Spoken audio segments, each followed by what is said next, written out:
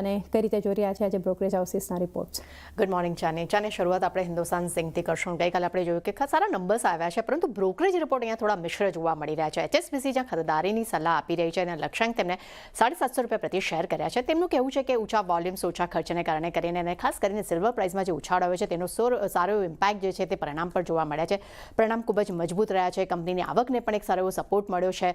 પરંતુ સામે અગર જેફરીઝની વાત કરીએ, તેઓ પણ ખરીદારીની સલાહ આપી છે. તેમના તરફથી પણ લક્ષ્યાંક વધીને અહીંયા આપણને 750 લક્ષ્ય આપણને જોવા મળી રહ્યા છે. તેમને પણ સેમ રીઝન આપ્યા છે, પરંતુ સાથે તેમને પણ કહેવું છે કે કંપનીના QOQ ધોરણે એબિટામાં સારો એવો ગ્રોથ જોવા મળી રહ્યો છે અને આવનારા સમયમાં એટલે કે FY 26-28 દરમિયાન EPSમાં લગભગ 3 થી 10% ગ્રોથ જોવા મળી શકે છે. સિટી તરફથી અહીંયા આપણને વેચવાલીની સલાહ આપી છે. નો ડાઉટ Q3ના પરિણામને લઈને તો ખૂબ જ તેઓ પોઝિટિવિટી ધરાવી રહ્યા છે, પરંતુ સામે તેમનું કહેવું છે કે ઝિંક એલ્યુમિના પ્રાઇસમાં વાર્ષિક ધોરણે થોડો ઘણો ઉછાળો આવ્યો છે, પરંતુ સામે લેડના પ્રાઇસીસમાં નરમાશ જોવા મળી રહી છે અને FY 26માં 2% રિફાઇન્ડ વોલ્યુમ ગ્રોથ જે છે તે લગભગ $1,000ના COPનું અનુમાન તેઓ રાખી રહ્યા છે. આ કારણસર અહીંયા આપણને એક વેચવાલીની સલાહ જોવા મળી રહી છે. નુઆમા તરફથી અગર નજર કરશું, Q3ને લઈને તેમના તરફથી પણ આપણને પોઝિટિવ રિવ્યૂ છે, પરંતુ તેઓ અહીંયા રિડ્યુઝ રેટિંગ આપી રહ્યા છે. લક્ષ્યાંક તેમને ₹591 પ્રતિ શેર કર્યા છે. ત્યાં એમનું મેઇન કારણ એ છે કે તેમને વેલ્યુએશન કંપનીના ખૂબ જ હવે હાઈ લાગી રહ્યા છે, પરંતુ સામે તેમને એ પણ વાત કરી છે કે કંપનીના જે સિલ્વર એપિટા છે જે તે 56% QOQ ધોરણે તેમાં ઉછાળો આવ્યો છે, જેમાં 44% હિસ્સો જે છે તે સિલ્વર તરફથી આવતો જોવા મળી રહ્યો છે. પરંતુ FY 27-28 માટે ઝિંકના પ્રાઇસીસમાં ઘટાડાના અનુમાન રાખી રહ્યા છે. ખાસ કરીને તેઓ LME પ્રાઇસ જે છે તે લગભગ $2,900 થી $3,000 સુધી વચ્ચે રહેવાના અનુમાન રાખી રહ્યા છે. આ કારણસર તેમના તરફથી અહીંયા આપણને એક વેચવાલીની સલાહ જોવા મળી રહી છે. PNB પર નજર કરશું, અહીંયા પણ પરિણામ ખૂબ જ સારા આવ્યા છે, પરંતુ મિશ્ર રિપોર્ટ છે. CLSA તરફથી આઉટપરફોર્મ રેટિંગનો રિપોર્ટ છે. લક્ષ્યાંક તેમને ₹145 પ્રતિ શેર કર્યા છે. અહીંયા તેમનું કહેવું છે કે કંપનીના પરિણામ અપેક્ષા કરતાં સારા આવ્યા છે, પરંતુ સામે NIM જે છે તેમાં 8 બેસિસ પોઈન્ટે ઘટાડો જોવા મળ્યો છે. લોન ગ્રોથ મજબૂત આવી છે, ડિપોઝિટ પણ મજબૂત આવ્યા છે.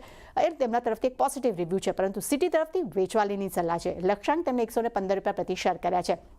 અહીંયા તેમનું કહેવું છે કે NIM જે છે તે અપેક્ષા કરતાં ખૂબ જ નબળા આવ્યા છે. એટલું જ નહીં, FY 26માં NIMનું ગાઈડન્સ જે છે તે પણ અહીંયા ઘટાડવામાં આવ્યું છે.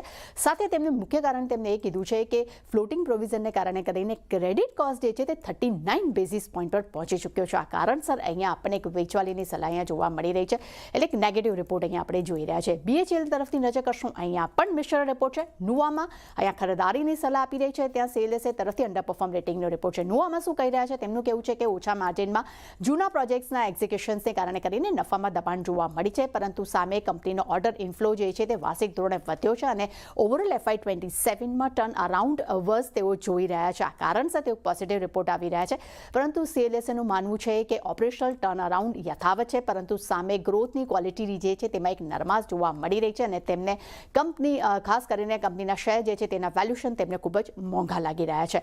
આગળ નજર કરશું ડિક્સન ટેક પર. અહીંયા ઇન્વેસ્ટેક તરફથી આપણને બાય રેટિંગનો રિપોર્ટ જોવા મળ્યો છે, પરંતુ તેમને લક્ષ્યાંક અહીંયા ઘટાડી દીધા છે. જ્યાં પહેલાં 18,900 હતા, તેમને ઘટાડીને સીધા 15,000 કર્યા છે. તેમનું અહીંયા માનવું છે ગત 4 મહિનામાં કાઉન્ટરે લગભગ 40% સુધી કાઉન્ટર જે છે તૂટી ચૂક્યો છે, જેનું મુખ્ય કારણ એ છે કે વિવો અને HKCને જે JV છે તેને અહીંયા મંજૂરી મળવામાં ઘણો જ વિલંબ લાગી રહ્યો છે. તે સાથે તેમનું એ પણ કહેવું છે કે કન્ઝ્યુમર ડિમાન્ડ જે છે એમાં નરમાશ જોવા મળી રહી છે, ખાસ કરીને મોબાઈલમાં, જેનો એક નેગેટિવ ઇમ્પેક્ટ જોવા મળી રહ્યો છે. પરંતુ પોઝિટિવિટી શું કામ કહી રહ્યા છે? તેમની અપેક્ષા છે કે આ જે મંજૂરી જે છે તેને આવનારા સમયમાં જલ્દી મળી જશે અને આ કાઉન્ટરના વેલ્યુએશન અત્યારે તેમને એક સારા લાગી રહ્યા છે. આ કારણસર અહીંયા આપણને એક ખરીદારીની સલાહ અહીંયા આપણને જોવા મળી રહી છે. એટલે ચાની ડેફિનેટલી ઘણા બધા બ્રોકરેજ છે, પણ દરેક પર એક સારી એક્શન છે. જી, આ બધા